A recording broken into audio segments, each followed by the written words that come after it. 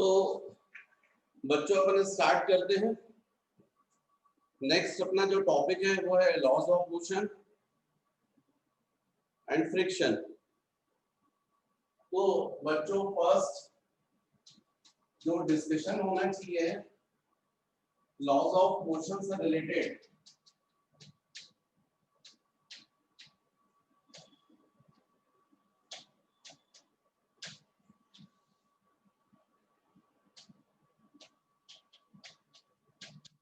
Laws of motion इससे related जो discussion होना चाहिए वो सबसे पहले मुझे करना चाहिए इनर्शिया। तो what is inertia? The inherent property of a body by virtue of which the inherent property of a body by virtue of which if the body is in rest remains continued in rest and if the body is in motion remains continued in motion is called inertia, or the property which opposes to change its state। किसी भी body की वो property जो उस body की state change होने का oppose करती है उसको हम बोलते हैं इनर्शिया। जिसमें यदि बॉडी रेस्ट में हो तो रेस्ट में रहना चाहती है, मोशन का अपोज करती है, और यदि मोशन में हो तो रेस्ट में आने का अपोज करती है। जिस प्रॉपर्टी की वजह से ऐसा होता है उस प्रॉपर्टी को हम लोग बोलते हैं इनर्शिया। अब next types of inertia. Types of inertia. So there are two types. First, inertia of rest and second, inertia of motion.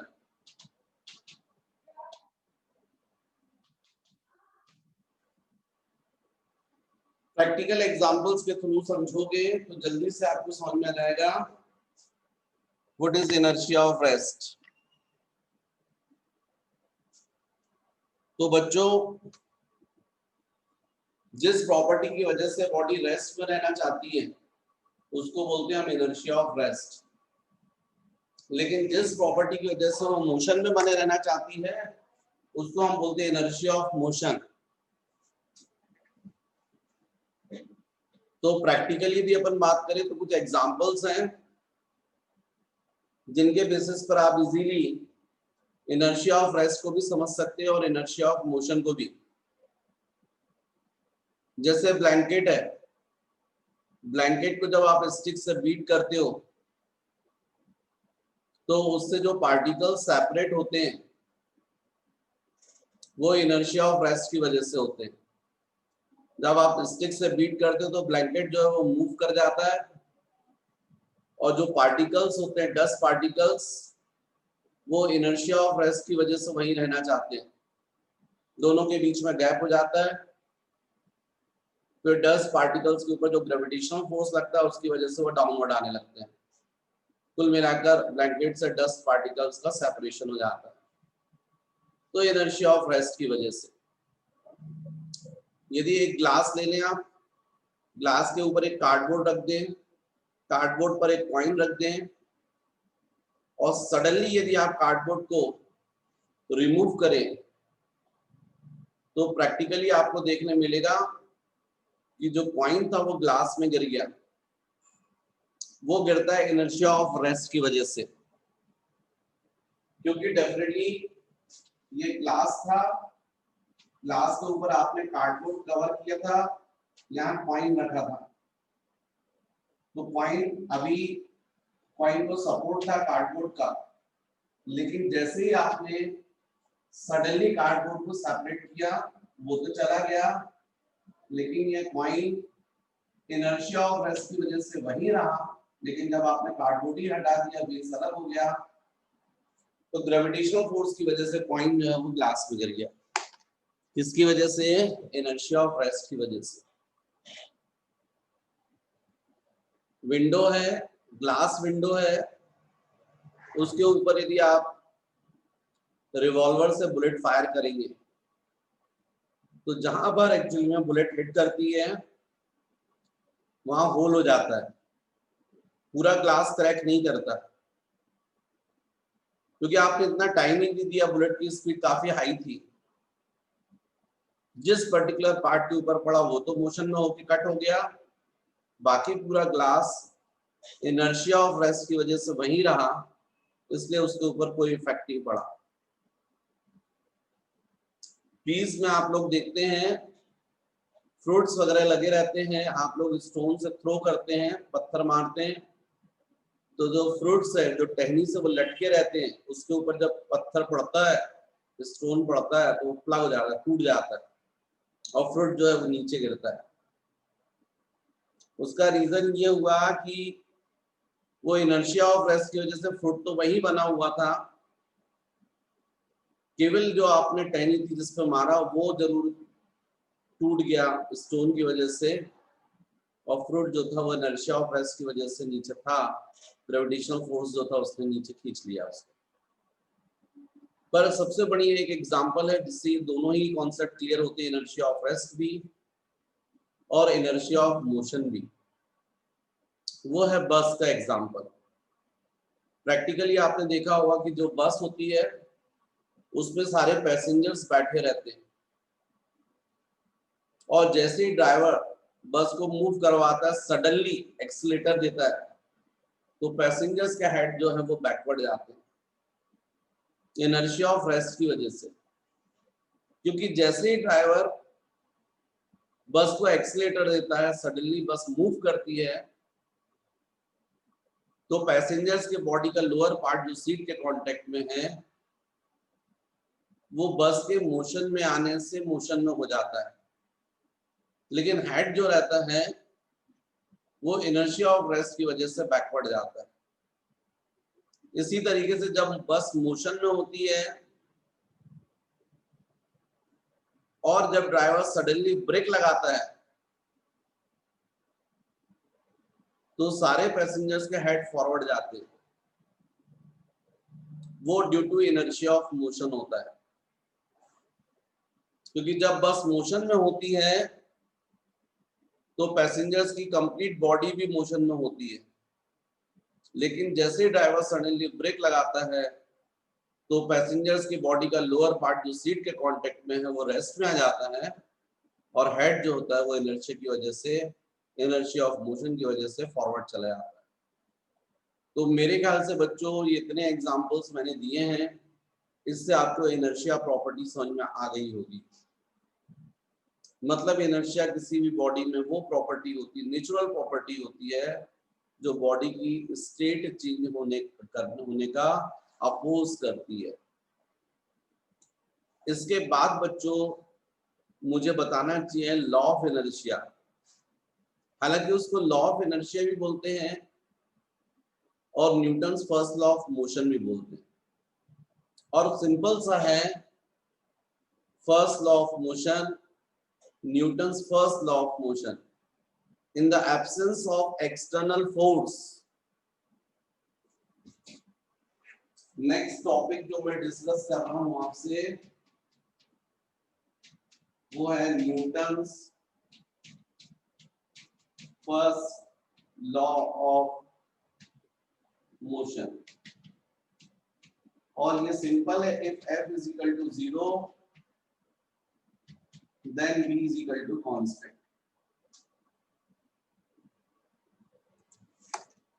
According to Newton's first law of motion, in the absence of external force, if the body is in rest, remains continue in rest, and if the body is in motion, remains continue in motion with constant velocity। यदि किसी body पर net force 0 हो तो जो body rest में होती है वो रेस्ट में रहती है, और जो मोशन में हो वो कांस्टेंट वेलोसिटी से मोशन करती है। तो इसमें से मैं फर्स्ट पार्ट में यदि आपको समझाऊं तो इस वक्त जैसे आप लोग पढ़ रहे हैं, नो डाउट चेयर पर बैठे होंगे या जमीन पर खड़े होकर वीडियो देख रहे होंगे, तो आपका वेट जो है वो अर्थ पर फोर्स लगा रहा है, और अर्थ इतना ही सेम रिएक्शन फोर्स लगा रहा है अपवर्ड, आपका वेट डाउनवर्ड और अर्थ सेम रिएक्शन फोर्स लगा रहा है अपवर्ड, और नेट फोर्स हो गया है 0। इसलिए ना तो आप नीचे जा रहे हैं और ना ही ऊपर जा रहे हैं रेस्ट में। अब हो सकता है कि मेरे एग्जाम्पल बोलने से आपको लग रहा होगा कि सर ये रिएक्शन फोर्स जो अर्थ लगा रही है वो तो हमको समझ में नहीं आ रहा है। वो इसलिए नहीं समझ में आ रहा बच्चों क्योंकि आपके शरीर की जो स्ट्रेंथ है, ताकत, जो आपने खूब दूध पिया है, खूब बादाम खाया है, खूब च्यवनप्राश खाया है, उसकी वजह से जो आप खाना खाते हैं उसकी ताकत की वजह से आपको समझ में नहीं आ रहा है, आप सहन कर पा रहे हैं। पर यदि मैं आपको बोलूं कि आप जिस जगह पर बैठे हैं वहीं पर 4 घंटे बैठे रहिए, या जिस जगह पर आप खड़े हैं और 4 घंटे खड़े रहिए, तो आपको तुरंत ये रिएक्शन फोर्स समझ में आने लग जाएगा, क्योंकि कुछ देर खड़े रहने के बाद आप थकने लगोगे। वो जो थक रहे हो आप, एक्चुअली में आपका वेट डाउनवर्ड वर्क कर रहा है और अर्थ आप पर फोर्स लगा रही है अपवर्ड। तो फोर्स शुरू में तो आप सहन कर पा रहे हैं, लेकिन कुछ समय बाद आप थकने लगते हैं। जिन लोगों का ज्यादा वेट होता है वो जल्दी थक जाते हैं क्योंकि उनके ऊपर ज्यादा फोर्स लगता है। जिन लोगों का वेट कम रहता है वो काफी देर तक खड़े रह सकते हैं क्योंकि उनके ऊपर अर्थ भी कम फोर्स लगाती है। पर ये रिएक्शन फोर्स यदि और आपको समझना है तो जैसे मान लीजिए मैंने यहाँ पर बोर्ड पर एक डायग्राम ड्रॉ किया है, ग्लास का दिख रहा है। आप ग्लास की जगह पर एक गड्ढा इमेजिन कर लीजिए जो जमीन में बना हुआ है, और उसके ऊपर ये कार्डबोर्ड रखा हुआ है। ये कार्डबोर्ड जो है वो काफी मजबूत है, और मान लीजिए इसके ऊपर कोई व्यक्ति है, कॉइन की जगह पर वो व्यक्ति खड़ा है यहाँ पर। क्योंकि ये कार्डबोर्ड बहुत कार्डबोर्ड नहीं है बल्कि थिक प्लाईवुड है या मेटल शीट है, तो ये व्यक्ति खड़ा हुआ है इसके ऊपर, क्योंकि इसका वेट जो है वो डाउनवर्ड है और उसके ऊपर इतना ही रिएक्शन फोर्स लग रहा है। ये दोनों फोर्स ने एक दूसरे को कैंसिल कर दिया है, इसलिए व्यक्ति खड़ा हुआ है। पर थोड़ा इमेजिन कीजिए कि इस मेटल शीट को अलग कर दिया जाए और इसकी जगह पर न्यूज़पेपर बिछा दिया जाए और उसी पर इस व्यक्ति को क्रेन वगैरह में, कॉलर में क्रेन फंसाकर धीरे से छोड़ा जाए। तो जैसे ही इसको छोड़ेंगे तो न्यूज़पेपर फट जाएगा और ये व्यक्ति जो है गड्ढे में गिर जाएगा। ऐसा इसलिए होगा क्योंकि न्यूज़पेपर के पास उतनी स्ट्रेंथ नहीं रहेगी कि वो उतना रिएक्शन फोर्स लगा पाए जितना इस व्यक्ति का वेट है, और इसलिए वो गिर जाएगा क्योंकि व्यक्ति के ऊपर नेट फोर्स वर्क कर गया। नेट फोर्स कौन सा? वेट किस तरफ? डाउनवर्ड। न्यूज़पेपर ने रिएक्शन फोर्स नहीं लगा पाया। तो मेरे ख्याल से इस एग्जांपल से आपको समझ में आ गया हो कि हाँ रिएक्शन फोर्स लगता है। ये रिएक्शन फोर्स जो होता है वो हमेशा परपेंडिकुलर टू प्लेन होता है, और यदि बॉडी इक्विलिब्रियम कंडीशन में हो तो रिएक्शन फोर्स हमेशा परपेंडिकुलर टू प्लेन तो होता ही है, और इस हॉरिजॉन्टल प्लेन की कंडीशन में वेट के इक्वल होता है। अब सेकंड पार्ट पर आते हैं जिसमें ये बोला गया है if the body is in motion remains continue in motion with constant velocity. मतलब यदि नेट फोर्स 0 हो तो जो बॉडी है वो मोशन करती रहेगी कांस्टेंट वेलोसिटी से। जी हाँ, करती रहेगी। इस बात को समझने के लिए आपको एक एग्जांपल, बच्चों एग्जांपल जो होते हैं वो तो बहुत होते हैं। पहले जब हमारी भी एज कम थी तो हम भी एक चीज को 10 तरीके से समझाते थे। बच्चों को अच्छा भी लगता था और टाइम लेकिन खराब होता था। पढ़ाते पढ़ाते हम लोग को एक्सपीरियंस आया, तो हमको समझ में आया कि एक बात को यदि समझाना है तो कौन सा सटीक एग्जाम्पल ले लें जिससे बच्चे को जल्दी समझ में भी आ जाएगा और उसका टाइम भी बच जाएगा। तो अब हम लोगों को थोड़ा सा एक्सपीरियंस की वजह से ज्यादा बकवास करने की जरूरत नहीं पड़ती है। सिंपल तरीके से कुछ एग्जांपल्स देते हैं और बच्चों को समझा लेते हैं अपनी बात। उसमें बच्चों का टाइम जो है वो सेव होता है, वही टाइम जो है वो दूसरी चीजों में, न्यूमेरिकल्स वगैरह में, एमसीक्यूज में दे देता है और उसका बेनिफिट हो जाता है। तो समझाने के लिए और भी ढेरों एग्जांपल्स हैं, पर मेरे ख्याल से इतने एग्जांपल्स सफिशिएंट थे। अब अपन जो मैं सेकंड पार्ट बता रहा था आपको कि वाकई में यदि नेट फोर्स 0 हो तो क्या बॉडी मोशन करती रहेगी विद कांस्टेंट वेलोसिटी? जी हाँ, बिल्कुल करती रहेगी। उसके लिए एक एग्जांपल आप इमेजिन कीजिए कैरम बोर्ड का। कैरम बोर्ड पर जो आप स्ट्राइकर यूज करते हैं, उस स्ट्राइकर को उठाकर रोड पर रख दीजिए और अपने फिंगर से जैसे फोर्स लगाते हैं वैसे फोर्स लगाइए, मारिए उसको जम से। आपको प्रैक्टिकली देखने मिलेगा वो स्ट्राइकर स्लाइड करता हुआ जाएगा रोड पर और कुछ दूरी पर जाकर रुक जाएगा। कुछ दूरी पर जाकर क्यों रुका वो? इसलिए रुका क्योंकि फ्रिक्शन फोर्स लग रहा था। चलिए इसी स्ट्राइकर को उठाइए और आपके घर में जैसे फ्लोर होगा शायद टाइल्स का हो, नहीं तो आपने कई प्रैक्टिकली शोरूम्स देखे हुए हैं जिनमें पूरा फ्लोरिंग रहती है, टाइल्स की फ्लोरिंग रहती है, काफी स्मूथ रहती है। चलिए उस पर रख दीजिए स्ट्राइकर को और जितना फोर्स आपने रोड वाली कंडीशन में अप्लाई किया था सेम फोर्स स्ट्राइकर पर लगाइए। और यदि मैं आपसे पूछूं कि बताओ स्ट्राइकर कितने दूर जाएगा, तो नो डाउट आप लोग का आंसर आएगा सर ज्यादा दूर जाएगा। मैं पूछूंगा क्यों, तो आपका आंसर आएगा सर फ्रिक्शन कम था, स्मूथ था फ्लोर, इसलिए। अच्छा, इसी स्ट्राइकर को उठाकर मैं यदि ऐसा फ्लोर हो जो कंप्लीट आइस का हो, ऐसे स्टेडियम्स वगैरह होते हैं जिन पर आइस पूरा रहता है और उस पर स्केटिंग वगैरह की जाती है, ऐसे यदि स्टेडियम पर यदि आप इसी स्ट्राइकर को रखें और फिर उतना ही फोर्स लगाएं जितना रोड वाली कंडीशन में आपने लगाया, तो अब आपको समझ में आ गया कि सर ये तो बहुत दूर जाएगा। मैं पूछूंगा क्यों, तो आपका आंसर होगा सर फ्रिक्शन बहुत कम हो गया। इसका मतलब ये होगा कि यदि फ्रिक्शन नहीं होता तो इसका मतलब बॉडी मूव करती जाती with constant velocity.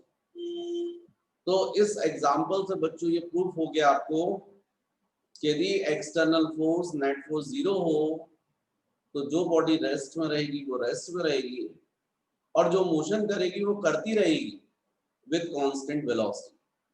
This is Newton's first law of motion.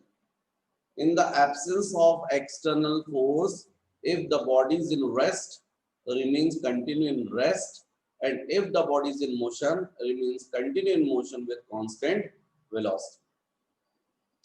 अब बच्चों इसके बाद मुझे जो आपको डिस्कस करना चाहिए वो आपका है लीनियर मोमेंटम।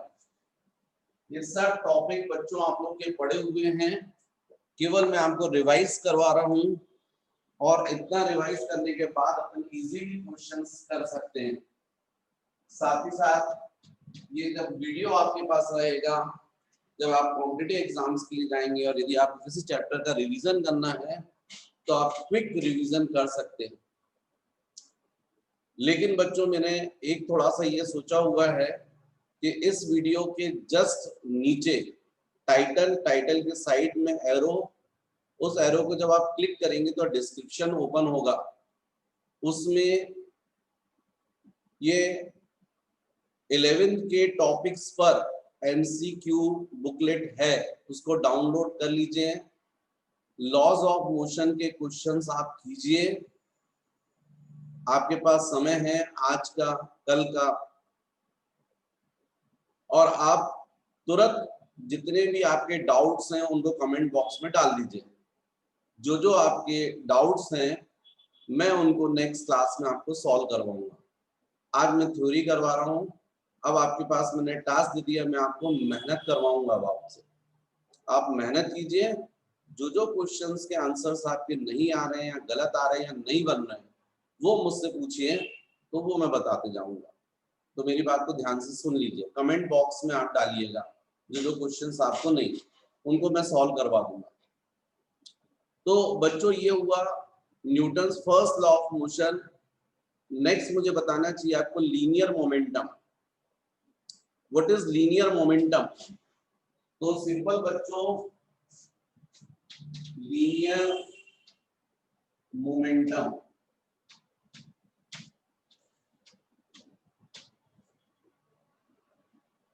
लीनियर मोमेंटम को आप p से डिनोट करते हैं, मास इनटू वेलोसिटी होता है। What is linear momentum? It is the product of mass and velocity. Definitely linear momentum it is a vector quantity क्योंकि वेलोसिटी वेक्टर है। Third, dimensional formula बता सकते हैं, m l t -1। यूनिट्स बता सकते हैं in serial system, gram centimetre per second, in SI system kg metre per second. Next इसके बाद बच्चों न्यूटन्स सेकेंड लॉ। तो what is second law? By second law the rate of change of linear momentum is directly proportional to applied force. Means F is directly proportional to dE by dt. This is second law. Rate of change of linear momentum is directly proportional to applied force. जब बच्चों इसको equal करते हैं तो constant k से multiply करते हैं, लेकिन प्रैक्टिकली देखा गया है कि किसी भी बॉडी पर जो फोर्स अप्लाई किया जाता है उसका मैग्नीट्यूड बिल्कुल उस बॉडी पर का जो rate of change of momentum उसके इक्वल होता है। इसका मतलब कांस्टेंट k की वैल्यू जो रहती है वो प्रैक्टिकली 1 होती है, सीजीएस में भी और एसआई में भी। इसलिए यही चीज आ जाती है आपकी F dP/dt। इसलिए कुछ बुक्स में आपको देखने मिलेगा सेकेंड लॉ लिखा हुआ, rate of change of momentum is directly proportional to applied force, लेकिन कुछ बुक्स में मिलेगा rate of change of linear momentum it is equal to applied force. दोनों सही है, पर यदि ये है तो जब p की जगह पर आप मास इनटू वेलोसिटी रखेंगे और डिफरेंशिएशन कर रहे हैं आप p का differentiation with respect to time, और आपको मालूम है जब डिफरेंशिएशन किया जाता है ddx कांस्टेंट इनटू फंक्शन, तो इसका फॉर्मूला होता है constant into ddx of function. Constant common निकल जाता है, यहाँ भी मास कांस्टेंट निकल जाएगा और क्या बचेगा dv/dt, और dv/dt बच्चों होता है एक्सेलरेशन। इसीलिए फोर्स इज इक्वल टू होता है मास इनटू एक्सेलरेशन। तो ये force is equal to mass into acceleration कहां से आया? सेकंड लॉ से। इसलिए कई बार सेकंड लॉ पूछते हैं तो सीधा F is equal to ma भी बोल देते हैं। अब जब फोर्स से रिलेटेड मैंने आपको बात बता दी है तो सिंपल सी बात है कि फोर्स हो जाएगा आपका मास इनटू एक्सेलरेशन। एक्सेलरेशन बच्चों वेक्टर है तो फोर्स भी वेक्टर हुआ, तो फोर्स डेफिनेटली वेक्टर क्वांटिटी है। डायमेंशनल फॉर्मूला पूछूंगा फोर्स का तो मास और एक्सेलरेशन lt - 2, तो आप डायमेंशनल फॉर्मूला बोलेंगे mlt - 2। यदि मैं आपसे पूछूं यूनिट्स, आप बोलेंगे in serial system, gram centimetre second to the power -2। इसी को तो बोलते हैं बच्चों डाइंस और dynes. Actually 1 dyne is equal to 1 gram centimetre per second square. लेकिन यदि अपन एसआई सिस्टम में बात करें तो KG metre second to the power -2, और इसी को बच्चों अपन बोलते हैं न्यूटन। न्यूटन। फिर 1 Newton is equal to 10 to the power 5 times. आप प्रूफ कर सकते हो, अभी फिलहाल रट लीजिए 1 Newton is equal to 10 to the power 5 times. और ज्यादा आपको डिटेल में प्रूफ देखना है तो बच्चों मेरी 11 की जो प्लेलिस्ट है उसमें मैं प्रूफ वगैरह सब सारी चीजें बताता हूँ डिटेल में। पर चूंकि ये क्लास कॉम्पिटिटिव एग्जाम्स की है, यहाँ पर प्रूफ का कोई माने ही नहीं है, तो इसलिए डायरेक्ट आप देखिए। तो 1 Newton is equal to 10 to the power 5 times. अब जैसे ये डिस्कशन किया है बच्चों, वैसे ही एक्चुअली में वेट होता है। वेट एक्चुअली में होता है mass into acceleration due to gravity. मतलब वेट भी फोर्स हो गया, क्योंकि मास इनटू एक्सेलरेशन फोर्स होता है। यहाँ पर mass into acceleration due to gravity, gravitational force की वजह से जो एक्सेलरेशन प्रोड्यूस हुआ है, मतलब वेट भी फोर्स हो गया। वेट को बच्चों अपन केजी वेट में मेजर करते हैं, ग्राम वेट में मेजर करते हैं, तो ये प्रैक्टिकल यूनिट कहलाती है। यदि 1 केजी वेट बोला जाए आपसे, तो इसका मतलब 1 kg mass into g, 9.81 metre per second square. तो इसलिए 1 केजी वेट, इसका मतलब 1 kg mass into 9.81 metre per second square. Finally 9.81 kg metre per second square. और kg metre per second square newton होता है। इसका मतलब 1 kg weight is equal to 9.81 newton. बहुत इंपॉर्टेंट। कुछ आगे क्वेश्चंस आते हैं, जब आप उनको सॉल्व करते हैं पूरा एसआई सिस्टम में, तो बदला आपका आंसर आ गया 300 न्यूटन, लेकिन ऑप्शन में केजी वेट में दिया है, तो फिर आपको कन्वर्ट करना पड़ेगा। या 3000 न्यूटन आया मान लीजिए, पूछा है कितना केजी वेट, तो डेफिनेटली 300 केजी वेट। कन्वर्शन आपको पता होना चाहिए, क्योंकि 1 केजी वेट का अप्रोक्सीमेटली अपन लोग 10 न्यूटन मान लेते हैं, 9.81 को राउंड फिगर में करने के लिए। तो इसलिए ये भी आपको पता होना चाहिए। अब जब फोर्स आपको बता दिया मैंने, तो बात होती है इम्पल्स की। Impulse, what is impulse? Product of force and time interval, I is equal to F into of pt। किसी बॉडी पर यदि हम फोर्स अप्लाई करते हैं for short time, that is called impulse। When force applied on a body for a short time is called impulse, and it is equal to the force, and it is equal to the product of force and time interval। तो बच्चों इसका मतलब ये impulse I is equal to F क्या होता है, dp by dt और into of dt, dp dt cancel, तो I is equal to of dp। मतलब इम्पल्स इज इक्वल टू होता है change in linear momentum. Impulse is equal to change in linear momentum. और इसलिए impulse भी vector हुआ, जो कि मोमेंटम वेक्टर है। डायमेंशनल फॉर्मूला इम्पल्स का वही होगा जो लीनियर मोमेंटम का होगा। यूनिट सेम होंगी, हालांकि यूनिट्स के लिए फोर्स इनटू टाइम इंटरवल के बेसिस पर लेते हैं, dyne into second CGS system, और एसआई सिस्टम में न्यूटन इनटू मीटर भी लेते हैं। लेकिन अब इससे रिलेटेड कुछ एग्जांपल्स हैं जो आपको समझना चाहिए। मैं शॉर्ट टाइम के लिए जानबूझकर साइड में हट जाता हूँ बोर्ड को साफ करने से पहले, ताकि आपको कुछ नोट्स बनाना हो तो आप बना सके। वीडियो को पॉज करके आप बना सकते हैं। अब ये इम्पल्स से रिलेटेड बच्चों कुछ प्रैक्टिकल एग्जांपल्स हैं। जो आप लोगों ने प्रैक्टिकल लाइफ में देखे हैं और ये सब इसी पर बेस्ड होते हैं। तो ऐसे क्वेश्चंस के आंसर्स इसी में छुपे हैं, जिससे आपसे बोलते हैं कि यदि मान लीजिए सपोज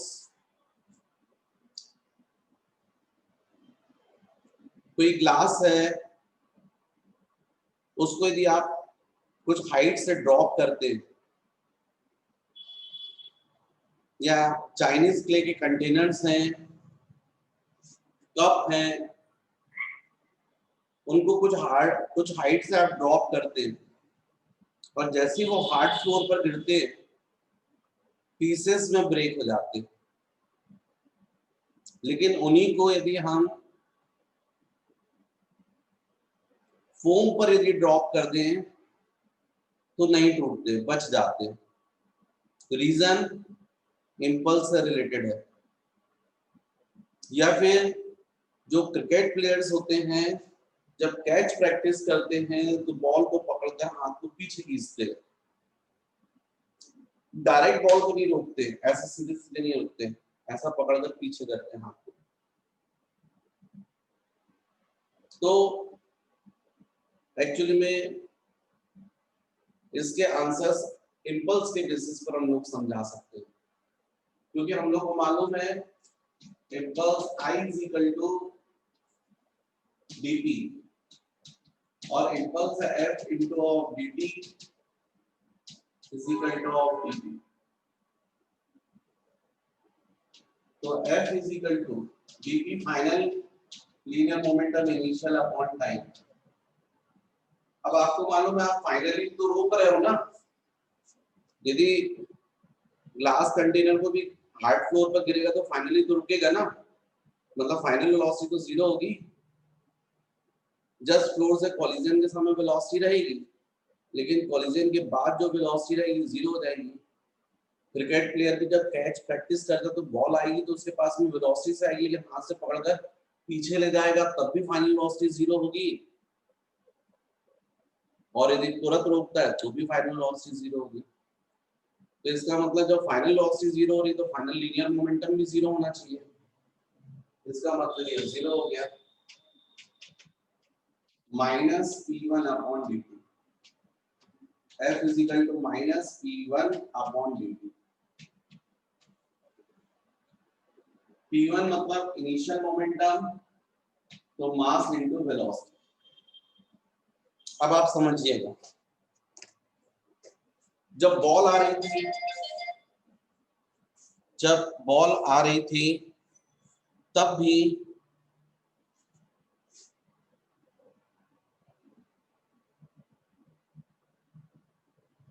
डायरेक्ट रोका जाए तो भी फाइनल वेलोसिटी जीरो, ये पकड़कर खींच रहे तब भी हो रही, और दोनों कंडीशन में बॉल की इनिशियल वेलोसिटी तो सेम थी ना, आते समय तो वेलोसिटी u थी ना, बस आपने क्या किया टाइम एक में तुरंत फाइनल वेलोसिटी जीरो की है और एक में थोड़ी देर बाद की है, टाइम इंक्रीज कर दिया।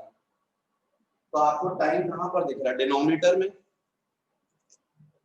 मतलब f it is inversely proportional to t।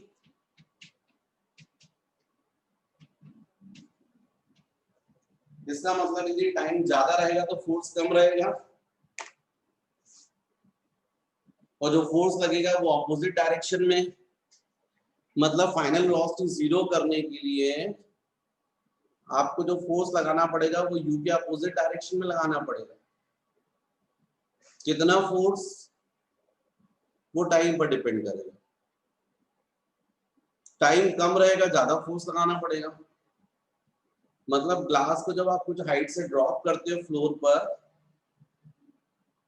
तो तुरंत वेलोसिटी जीरो होती है, तुरंत वेलोसिटी जीरो होती है, इसका मतलब फ्लोर जो फोर्स लगा रहा है वो ज्यादा लगा रहा है u के opposite, upward.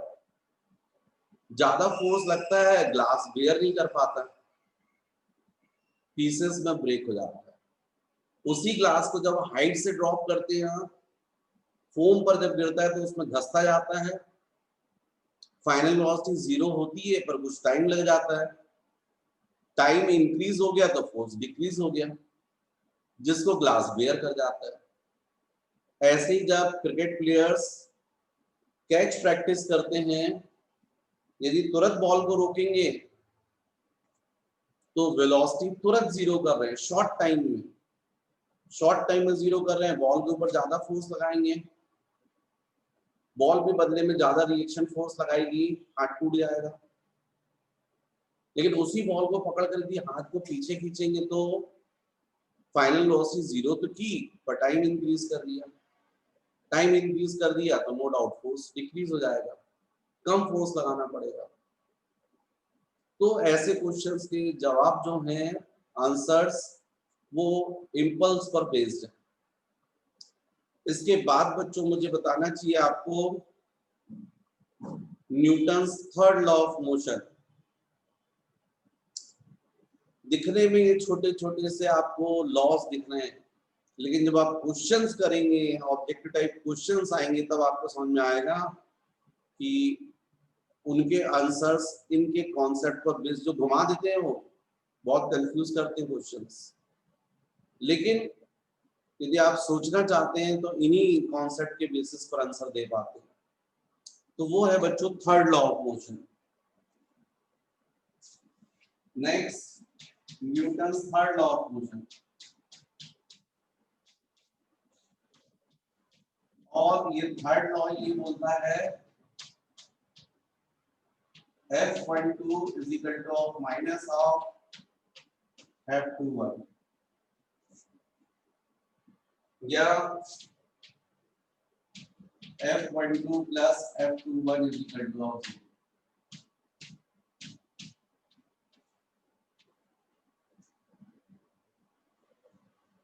Every action has equal and opposite reaction, but in opposite direction.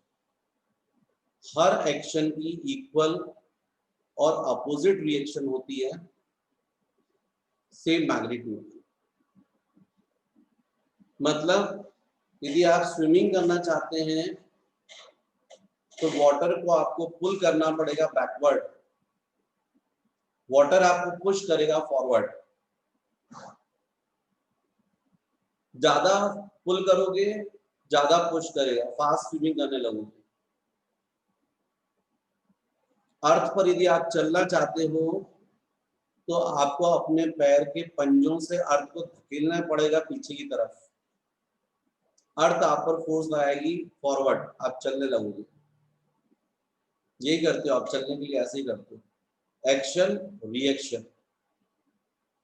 दौड़ने के लिए आपको ज्यादा एक्शन करना पड़ेगा और बदले में अर्थ ज्यादा रिएक्शन देगा, जिसकी वजह से आप दौड़ने लग जाओगे। तो दौड़ते हो आप अपने कारण नहीं है, अर्थ के फोर्स की वजह से। वो तो आप अर्थ को धक्का दे रहे हो पीछे जम से, अर्थ आपको ज्यादा रिएक्शन लगाती है फॉरवर्ड, आप दौड़ने लग जाते हो। जहां पर गीली मिट्टी होगी और वो गीली मिट्टी के अलावा ऐसी है जिसे मान लीजिए रेत का ढेर है जिसमें बाइंडिंग नहीं है, उसमें आप पीछे धकेल के देखिए, रेत को धकेल दीजिए आप, रेत आपको नहीं धकेलेगी, आप नहीं दौड़ पाओगे, वो भी पीछे चली जाएगी आपके पैर के साथ। फोर्स लगाओगे पीछे चली जाएगी, आप आगे नहीं बढ़ पाओगे। तो दौड़ते हो जो आप, वो अर्थ की वजह से, अर्थ के रिएक्शन की वजह से। हमेशा एक्शन और रिएक्शन जो होता है सिंगल बॉडी पर नहीं होता,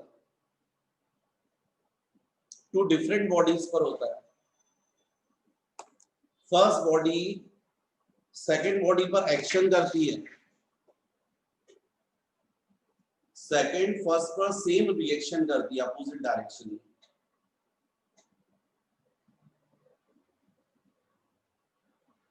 तो बच्चों ये एक्शन और रिएक्शंस होते हैं वो हमेशा टू बॉडीज होती हैं, फर्स्ट सेकंड पर और सेकंड फर्स्ट पर। इसलिए यहाँ पर लिखा है F12 is equal to of minus of F21। F12 का मतलब force on first body by second और F21 का मतलब force on second body by first. Minus means just in opposite direction. तो बच्चों ये हो गया एक्चुअली में थर्ड लॉ। एक क्वेश्चन बनता है तीनों लॉ में से ऐसा कौन सा लॉ है जो बाकी दो लॉ को प्रूव करता है। तो इसका करेक्ट आंसर है सेकंड लॉ। सेकंड लॉ से आप फर्स्ट लॉ को भी प्रूव कर सकते हो और थर्ड लॉ को भी प्रूव कर सकते हो। नेक्स्ट इसके बाद बच्चों मुझे बताना चाहिए आपको law of conservation of linear momentum. इस पर बेस्ड क्वेश्चंस रहते हैं। ये जो चैप्टर है ना, इसकी थ्योरी तो बहुत आरामदायक लगती है, क्वेश्चंस बहुत जबरदस्त रहते हैं, हिला देते हैं, घुमा देते हैं स्टूडेंट्स को। तो नेक्स्ट है बच्चों law of conservation of linear momentum. What is law of conservation of linear momentum? According to law of conservation of linear momentum, in the absence of external force, the linear momentum of the body or the system remains conserved.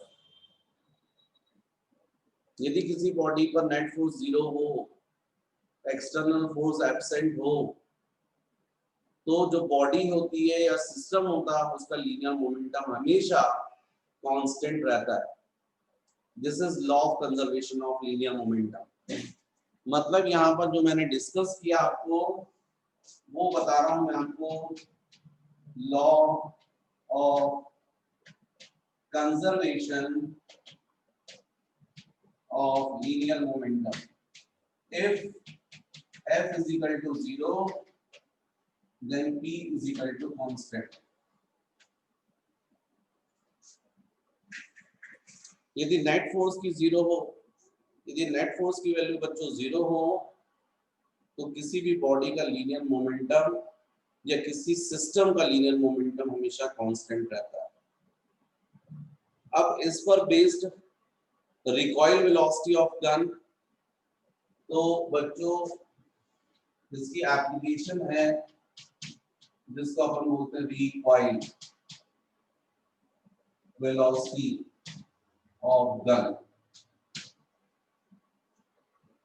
Recoil velocity of gun मतलब return velocity of gun. जब हम gun से bullet fire करते हैं तो bullet जाती है forward, लेकिन गन पर वेलोसिटी अप्लाई करती है बैकवर्ड। उस वेलोसिटी की वजह से वेलोसिटी में चेंज होता है, एक्सेलरेशन प्रोड्यूस होता है, इसके बैकवर्ड डायरेक्शन में फोर्स लगता है जिसको बोलते हैं थ्रस्ट। तो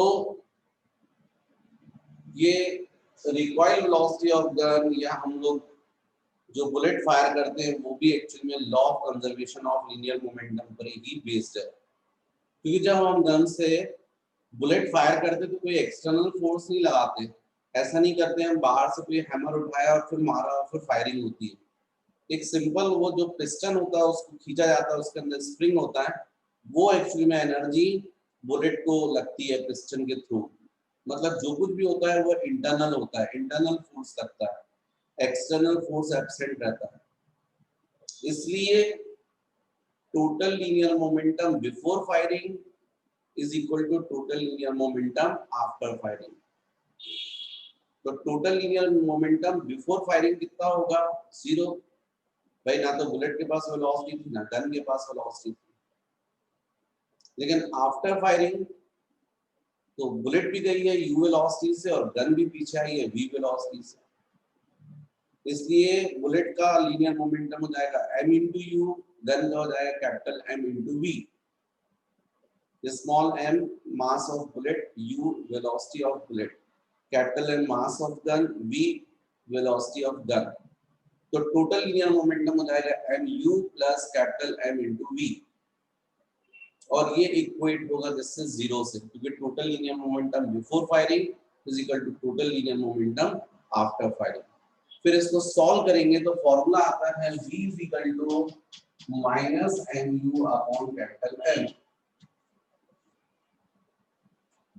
इस फॉर्मूले में बच्चों स्मॉल m जो है वो है मास ऑफ बुलेट, u है वेलोसिटी ऑफ बुलेट और कैपिटल M है मास ऑफ गन। और माइनस का मतलब जो है गन की वेलोसिटी u के अपोजिट, मतलब बुलेट के अपोजिट रहती है। इसलिए बुलेट फॉरवर्ड जाती है तो गन बैकवर्ड डायरेक्शन में आती है। नो डाउट ये रिक्वायर्ड वेलोसिटी की वैल्यू काफी कम होनी चाहिए ताकि आपको थ्रस्ट ना लगे, ज्यादा चोट ना लगे। जो कैनन है उससे जब आप शेल फायर करें, शेल तो आगे जाएगा, कैनन ऐसा ना हो कि पीछे बहुत दूर चले जाए तो फिर पकड़ के ला रहे हैं आप, प्रॉब्लम खड़ी हो जाएगी। तो इसलिए इस v की वैल्यू कम होनी चाहिए। इसको कम रखने के लिए स्मॉल m कम रखा जाता है। इसलिए जो बुलेट रहती है वो गन के मास के रिस्पेक्ट में काफी कम होता है उसका, और कैपिटल M बहुत ज्यादा रखा जाता है। गन जो है इसलिए हैवी रहती है, कैनन इसलिए बहुत हैवी रहती है, उसका मास ज्यादा रखा जाता है। यू को तो आप नहीं कंट्रोल कर सकते ना, बुलेट की वेलोसिटी तो ज्यादा होनी चाहिए तभी तो दूर तक जाएगी वो। नेक्स्ट इसके बाद बच्चों रॉकेट प्रोपल्शन।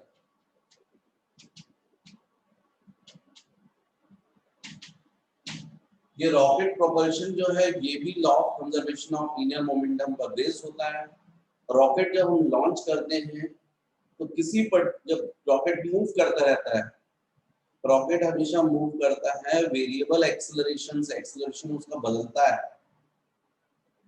कांस्टेंट एक्सेलरेशन से नहीं जाता है, इंक्रीजिंग रहता है, एक्सेलरेशन बढ़ता जाता है।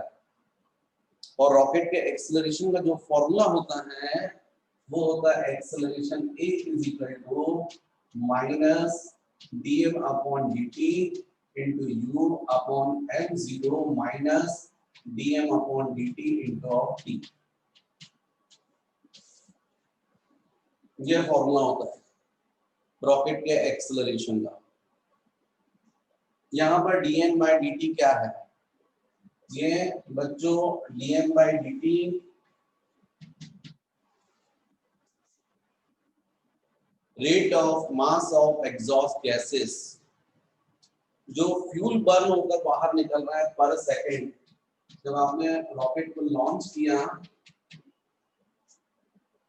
तो शॉर्ट टाइम dt में कितना मास बर्न होकर फ्यूल का बाहर आया dm, तो 1 सेकंड में कितना आएगा dm by dt। 1 सेकंड में जो फ्यूल बर्न होकर बाहर आ रहा है उसी को हम बोल रहे हैं rate of mass of exhaust gases, rate of mass of exhaust gases. What is u? Velocity of gas, जो गैस निकल रही है ना डाउनवर्ड, स्मोक, जो फ्यूल बर्न होकर बाहर आ रहा है डाउनवर्ड, उसकी velocity m0, this is initial mass of rocket plus fuel। Initial rocket की बॉडी का मास होगा, उसके अंदर जो फ्यूल भरा होगा पूरा total mass, initial mass of rocket plus fuel. और व्हाट इज ए?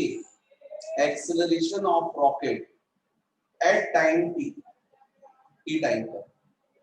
और आपको मालूम है टाइम कभी नहीं रुकता। अभी आप थोड़ी देर पहले पढ़ने बैठे थे और आप अभी तक यहाँ पहुंचे तो टाइम बढ़ गया ना, तो t बढ़ेगा। यदि ये वैल्यू बढ़ रही है तो ये प्रोडक्ट भी बढ़ेगा। यदि ये प्रोडक्ट बढ़ रहा है इसका मतलब है डिनोमिनेटर क्या होता जाएगा? डिक्रीज। एक्सेलरेशन क्या होगा? इंक्रीज। इसीलिए रॉकेट इंक्रीजिंग एक्सेलरेशन से मूव करता है। तो बच्चों ये मैंने आपको फॉर्मूला बताया है, इससे रिलेटेड क्वांटिटीज बताई हैं। आप नोट्स बना रहे हो तो मेरी आप जो मैंने बताया उसको सुनकर आप लिख सकते हैं, क्योंकि मुझे लिखने में भी आलस आ रहा है, क्यों टाइम वेस्ट करूंगा। तो ये बच्चों मैंने आपको रॉकेट प्रोपल्शन बताया। इसके बाद मुझे आपको बताना चाहिए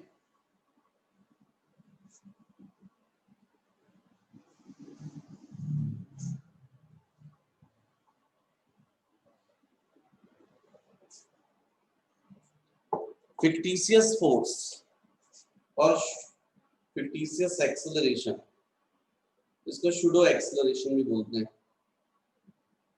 ये नेचुरली डेवलप होता है, इनर्शिया के कारण डेवलप होता है।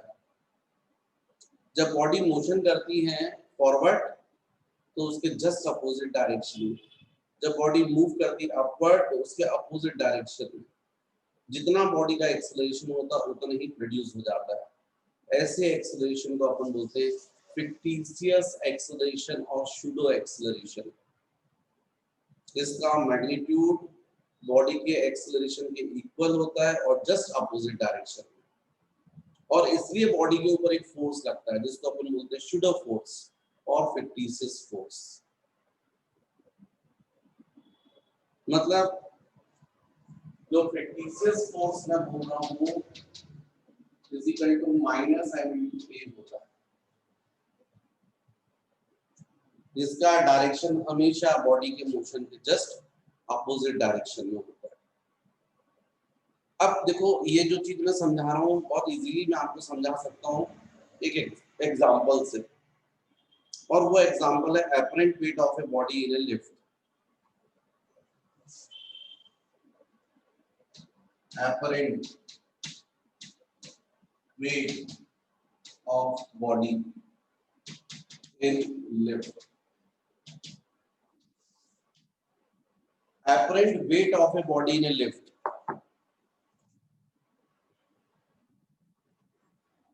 Apparent का मतलब जो आप महसूस करते हैं, जो आप फील करते हैं। एक वेट वो होता है जो रियल होता है और एक वो होता है जो आप फील करते हैं। तो जो फील करते हैं उसको बोलते हैं अपरेंट वेट।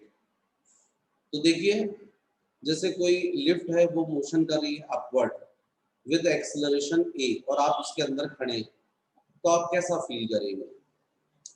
जितना आपका अपरेंट वेट होगा जो आप फील करेंगे वो वेट फील होगा। तो इस कंडीशन में first is when lift ascending with acceleration a और इसमें कोई व्यक्ति खड़ा है जिसका रियल वेट डाउनवर्ड होगा mg, लेकिन चूंकि लिफ्ट अपवर्ड जा रही है इसलिए इस व्यक्ति में फिक्टिशियस फोर्स भी प्रोड्यूस हो जाएगा जिसको सूडो फोर्स भी बोल रहे हैं। किस तरफ?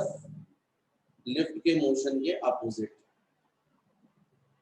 और इसलिए इसका जो वेट रहेगा वो अपरेंट वेट जो ये फील करेगा वो mg प्लस ma होगा। मतलब अपने वेट को वो रियल वेट से ज्यादा फील करेगा, अपने आप को हैवी महसूस करेगा। और ये आप लोगों ने फील किया है जब लिफ्ट जस्ट अपवर्ड डायरेक्शन में चलती तो आपने अपना वेट डिफरेंट फील किया है। Second, when lift descending with acceleration a, ये लिफ्ट डाउनवर्ड आ रही है, इसका रियल वेट डाउनवर्ड है लेकिन इसमें फिक्टिशियस फोर्स अपवर्ड होगा लिफ्ट के मोशन के अपोजिट। तो इसलिए इसका अपरेंट वेट होगा W = mg - ma, क्योंकि mg नीचे और m ऊपर है।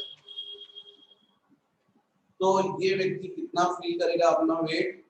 Real weight minus some value, मतलब अपने आप को लाइट फील करेगा।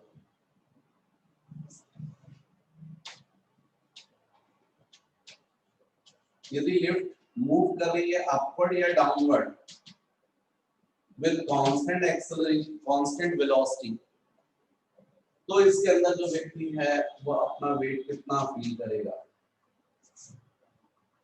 कितना फील करेगा? No doubt equal to real weight, क्योंकि वेलोसिटी यदि अपवर्ड या डाउनवर्ड और कांस्टेंट बोल रहे हो आप, मतलब चेंज इन वेलोसिटी जीरो होगा, और चेंज इन वेलोसिटी यदि जीरो है तो एक्सेलरेशन जीरो होगा।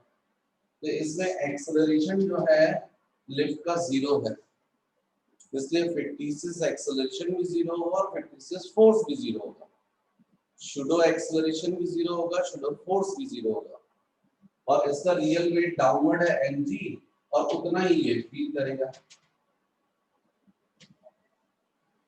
इसीलिए कभी भी लिफ्ट जब डिजाइन की जाती है और वो चलती हैं तो स्टार्टिंग की बात अलग है कि वो जीरो से कुछ वेलोसिटी पकड़ती है इसलिए एक्सेलरेशन आ जाता है, लेकिन बाद में जब वो चलती रहती है तो कांस्टेंट वेलोसिटी से चलाया जाता है ताकि जो अंदर बैठे हुए व्यक्ति हैं, खड़े हुए व्यक्ति हैं, उनको डिफरेंट फील ना हो, ना हैवी फील करे ना लाइट, नहीं तो घबरा जाएंगे वो। लेकिन यदि लिफ्ट जो है टूट जाए, फोर केस उसकी केबल टूट जाए और इसमें यदि कोई व्यक्ति खड़ा है तो वो अपना वेट कितना फील करेगा। मतलब लिफ्ट जो है वो फ्रीली फॉल कर रही है with acceleration due to gravity, टूट गई ना, इस व्यक्ति का रियल वेट तो डाउनवर्ड होगा mg और फिक्टिशियस फोर्स इस तरफ होगा अपवर्ड m into a और a की वैल्यू भी g है, दोनों जस्ट एक दूसरे के अपोजिट हैं और इसलिए एवरेज वेट कितना होगा mg माइनस mg, मतलब w is equal to of c। Weightless feel करेगा। तो बच्चों ये फिक्टिशियस फोर्स शूडो फोर्स से रिलेटेड एग्जांपल जिससे आप समझ सकते हैं, ये मैंने इतने केस आपको बताए हुए हैं। इसके अलावा बच्चों एक और मुझे बताना आपको, लामीज थ्योरम। जब कोई बॉडी है और उसके ऊपर 3 कॉन्करेंट फोर्सेस वर्क करते हैं और यदि बॉडी इक्विलिब्रियम पोजीशन में है तो उस कंडीशन में यदि ये बॉडी है तो एक फोर्स ये, एक फोर्स ये और एक फोर्स ये फोर्स F1, ये फोर्स F2 और ये फोर्स F3। किसी बॉडी पर 3 फोर्सेस वर्क कर रहे हैं, कॉन्करेंट फोर्सेस एक ही बॉडी पर, और ये बॉडी यदि इक्विलिब्रियम पोजीशन में, इक्विलिब्रियम का मतलब नेट फोर्स 0 हो गया, बैलेंस है इसका मतलब, बॉडी ना कहीं नहीं जा रही है। तो यदि ये फोर्स F1 है और इसका अपोजिट एंगल अल्फा, F2 इसका अपोजिट बीटा और F3 इसका अपोजिट गामा, तो इस कंडीशन में by Lami's theorem, Lami's theorem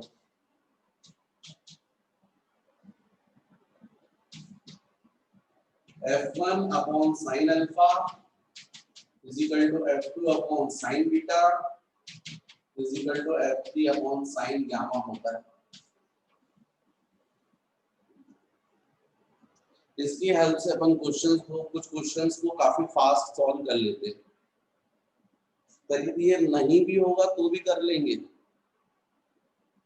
पर इससे थोड़ा सा इजी जाता है, इसलिए बताना चाहिए थोड़ा क्वेश्चंस को अपन स्पीड में करें क्योंकि टाइम लिमिट है, टाइम भी तो बचाना है। तो बच्चों ये है लामीज थ्योरम। मुझे लगता है कि न्यूटन लॉज ऑफ मोशन से रिलेटेड जो पॉइंट्स मुझे डिस्कस करने चाहिए थे उतने सफिशिएंट मैं कर चुका हूँ, इसके अलावा भी हो सकते हैं और वो न्यूमेरिकल्स में अपन करते करते भी करेंगे तो वो ज्यादा अच्छा रहेगा, आपको समझाना मुझे आसान पड़ेगा। अब बच्चों इसके बाद अपन देखते हैं फ्रिक्शन। तो फ्रिक्शन के क्वेश्चंस भी न्यूटन लॉज ऑफ मोशन से ही में ही रहते हैं, तो अपन को फ्रिक्शन भी कर लेना चाहिए। सिंपल सा है फ्रिक्शन। तो फर्स्ट फ्रिक्शन,